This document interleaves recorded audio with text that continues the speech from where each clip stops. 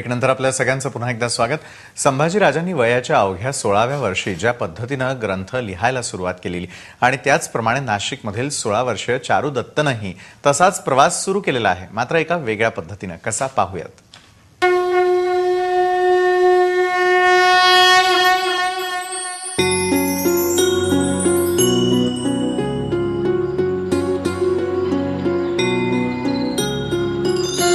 एक घर जिथे अभंग राहतात, एक घर जिथे वेद सर्वत्र दिसतात, एक घर जिथे ज्ञानोबा तुकोबांच्या ओव्या राहतात, एक घर जिथे अभंगांच्या भिंती आहेत, एक घर जिथे ओव्यांचं छत आहे. चला एका अशा घरात. महाराष्ट्राला संतांची मोठी परंपरा लाभलेली आहे आणि या संतांचे अनुयायी, त्यांचा भक्तगण देखील तेवढाच मोठा आहे.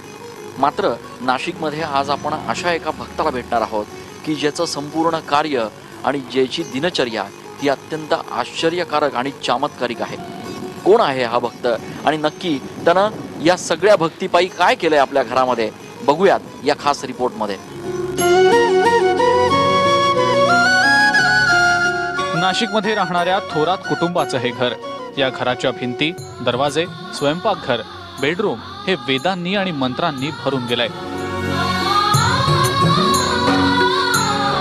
या घरात राहणारा 16 वर्षांचा चारू दत्त याला एक दैवी चमत्कारच म्हणावा लागेल. वयाच्या 10व्या वर्षांपासून तो फक्त लिहितो आणि लिहितोच आहे. असंख्य अवघड आणि सर्वसामान्यांच्या समजण्या पलीकडचे श्लोक, संतांची वचनं, ओव्या, अभंग, धर्मग्रंथ.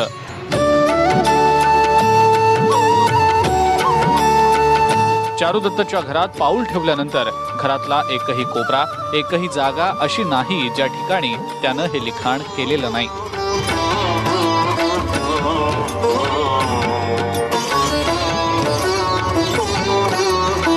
नाशिकमध्ये राहणाऱ्या आणि इयत्ता 10वी इतक्यात पास झालेल्या चारुदत्त थोरात याच्या घरात आपण प्रवेश केल्यानंतर जो काही नजारा आणि जे काही दृश्य आपल्याला बघायला मिळतं ते निव्वळ चमत्कारिक असंच म्हणावं लागेल. चारुदत्त खरं तर 10वी आत्ता पास झालेला आहे आणि त्यांनी 11वीमध्ये प्रवेश घेतलेला आहे. मात्र त्यांचं संपूर्ण घर हे जणू एखाद्या वेदाचं भांडारच झालंय, असं परिस्थिती आणि असं चित्र या घरामध्ये आल्यानंतर बघायला मिळतं.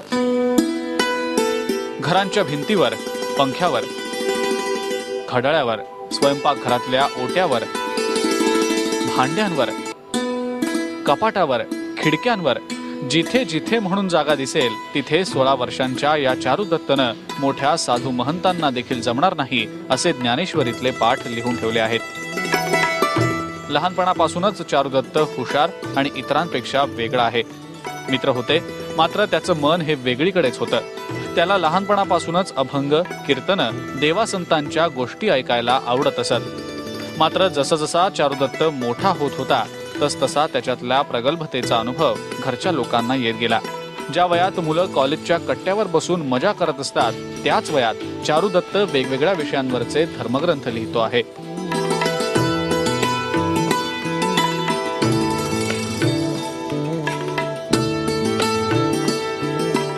मानवी जीवनाचा प्रवास, त्याचा अंत, मोक्ष याबाबतचं त्याचं विश्लेषण ऐकून भल्या भल्यांना थक्क व्हायला होतं.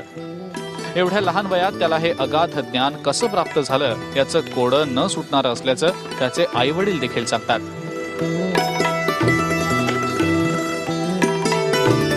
आमच्या पोटी आम्ही असं काय पुण्य केलं होतं की आमच्या पोटी असा मुलगा जन्माला आला. आम्ही तर त्याला अगदी म्हणजे त्याची सेवा नाही तर ही साक्षात विष्णूची, देवाची सेवा आहे. त्याचं अगदी म्हणजे खाण्यापासून तर अगदी छोट्या छोट्या गोष्टीसुद्धा म्हणजे एका कृष्णाच्या जशा खोळी होत्या तशा त्या, जसं यशोदा मैयाला कृष्णाची जसं जे अनुभव आलेला आहे तसा मला येतो. चारू दत्ताचं लिखाण हे गेल्या 2 ते 3 वर्षापासून या ठिकाणी घरात चालू आहे. त्याचा अभ्यास पाहता हे संतांप्रमाणे त्याचं हे लिखाण चालू आहे. त्याचं कोणत्याही प्रकारचा ग्रंथ न वाचता आणि कोणत्या प्रकारचा संस्कृत या विषयाचा अभ्यास नसताना त्याने जे लिखाण केलेलं आहे ते वेदांमध्ये, ब्रह्मवेद, जीवनवेद या प्रकारच्या वेदांमध्ये त्याचं लिखाण होत आहे आणि सातत्याने चालू आहे. चारू दत्तच्या आईवडिलांचे अनुभव थक्क करून टाकणारे आहेत. एकदा समाधी अवस्थेत लिहिण्यासाठी बसलेला चारुदत्त तब्बल 12 ते 15 तास सलग लिहितच असतो. अनेकदा मध्यरात्री बंगाली, कन्नड तसंच इतर भाषांमध्ये अस्खलित संतांच्या ओव्याही म्हणतो. अनेकदा तर मध्यरात्री उठून लिखाणही करतो. नासिक के पंचवटी का रहने वाला 16 साल का चारुदत्त थोराट, इसने पिछले 2 सालों से अपने घर के हर हिस्से, हर बर्तन, हर फर्नीचर, यहाँ तक कि अपनी बॉडी के हर पार्ट पर दोहे और चौपाइयाँ लिख रहा है. दावा है कि इसे 5 भाषाओं में लाखों दोहे और उसके अर्थ भी याद हैं. इस अनोखे घर को देखने के लिए दूर दूर से लोग पंचवटी आ रहे हैं. वो डेली 6 से 8 घंटे इन्हें लिखने में बिताता है. दोहों के साथ साथ चारुदत्त ने घर में जीवन का सार बताने वाले विष्णु चक्र और ब्रह्मांड चक्र को भी बनाया है. इन दोहों को लिखने के पीछे चारुदत्त ने अपनी ईश्वर भक्ति को कारण बताया. उनके पिता ने बताया कि चारुदत्त ने कभी किसी धर्म ग्रंथ का अध्ययन नहीं किया है. इन्हें लाखों दोहे कंठस्थ हैं और ये किसी चमत्कार से कम नहीं. पृथ्वी पर स्वर्ग उतार लिया भगवान, वही करते हैं यहाँ जो मन में उन्होंने धार लिया. कितनी ही बार दयानिधि ने, कितनी ही बार दयानिधि ने संसार को आके उभार लिया. जब जब धरती पर धर्म घटा, तब तब प्रभु ने अवतार लिया. करो हरि दर्शन, हरि दर्शन, करो हरि दर्शन.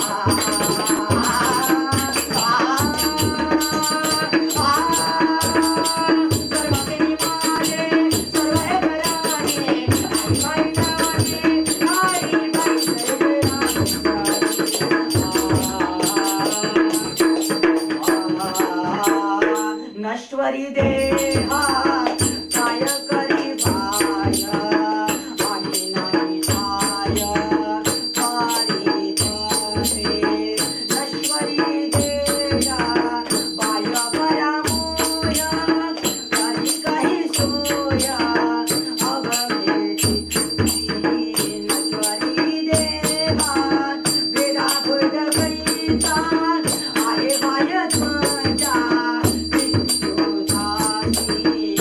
नश्वरी देहा सर्व हार्य पार नाही हरिहरा नश्वरामी जंकुरे नश्वरी चूर चूरे नश्वरामी शरे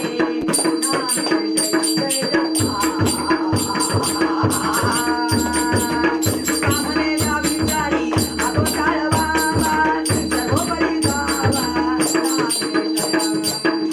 संकटानी परतू संकटी रुजानू संकटानी शरतू सर्वं काय वेदे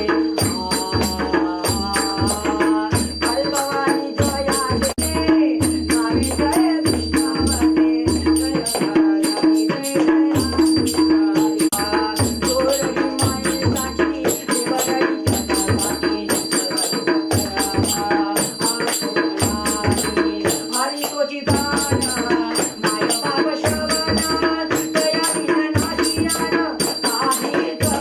संस्कारे आद्य विचारी संस्कारे विने व्यापीचे जगितारे सर्वं आद्यगुणा कर्म तोची दान कर्म आशया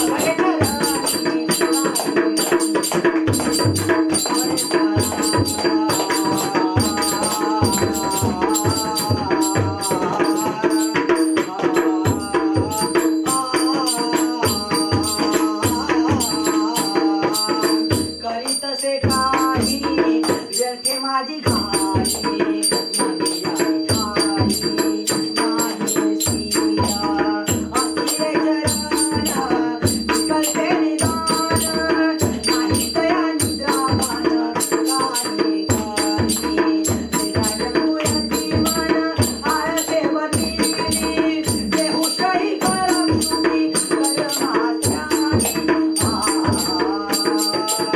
तुलसीदास वाच्यानी कर्म हे तो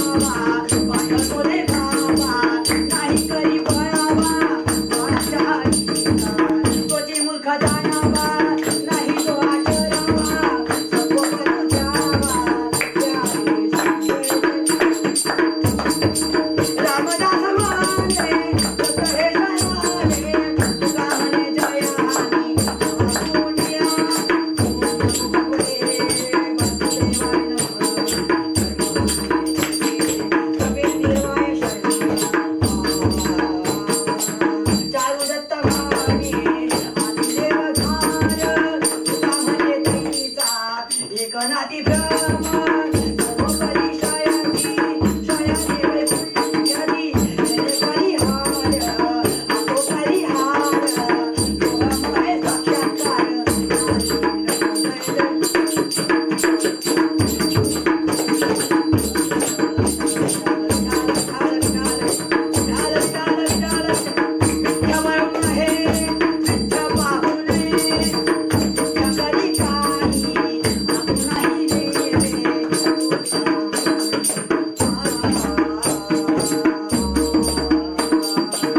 इंद्रायणी शरणा देवी माझे ध्यान चंद्रभागे स्मरण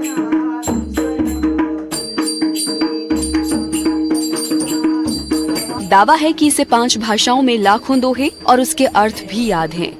इस अनोखे घर को देखने के लिए दूर दूर से लोग पंचवटी आ रहे हैं। वो डेली 6 से 8 घंटे इन्हें लिखने में बिताता है। दोहों के साथ साथ चारुदत्त ने घर में जीवन का सार बताने वाले विष्णु चक्र और ब्रह्मांड चक्र को भी बनाया है। इन दोहों को लिखने के पीछे चारुदत्त ने अपनी ईश्वर भक्ति को कारण बताया। उनके पिता ने बताया कि चारुदत्त ने कभी किसी धर्म ग्रंथ का अध्ययन नहीं किया है। इन्हें लाखों दोहे कंठस्थ हैं और ये किसी चमत्कार से कम नहीं।